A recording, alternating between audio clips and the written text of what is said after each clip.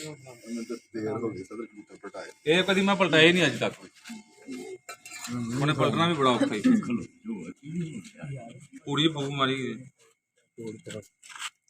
लो ये है जो निकला काजू निकला खाली निकला कनक निकली कनक जौ ते कनक कनक चलो जी एक दाना निकलिया और उस्ताद वेख ला हां दो चार दाने तू आप पलटा पूरा करो यार वेखिया जी पूरा पटरीचा नहीं कबूतर दाना निकले ही कोनी है दो मैं तेन पहले देखिया दाना सारे बारो बारी फिर सुन यार खलोया ओ यार तू खलो हां सारे एक बारी नहीं क्या कबूतर पड़ो और टाइम लगाना ही गल देन च रखी कबूतर को मसला बन गया गल सीधी है पलटा वाला ना लागे जो निकलना निकले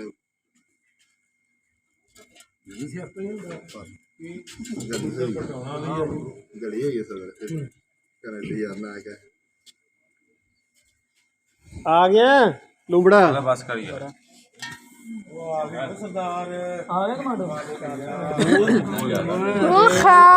इधर सुखे थां दे करता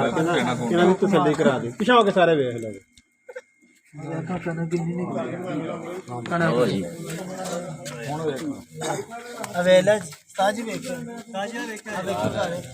ताजी कनक जिन्हों मर्जी बहा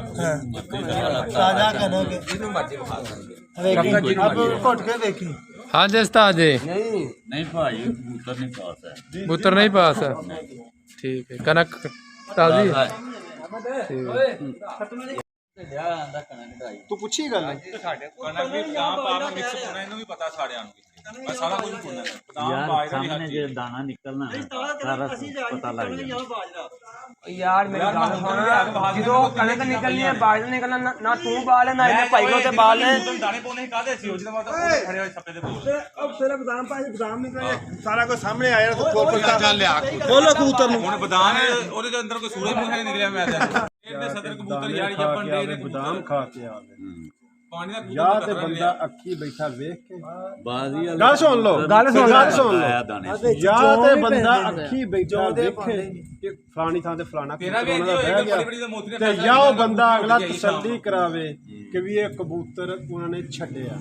ਜਾਂ ਸਬੂਤ ਦੇ ਦੇ फिर कबूतर कट्टे हां जांदे फिर एमी ते नाना वक्त कनक दे घर छड्या यार फिर कबूतर कट्टे जांदे हुंदे यार किदों ने बारिश हुई सदर घंटा बारिश होती रही है यार कबूतर ताज सीजन दा मौसम यार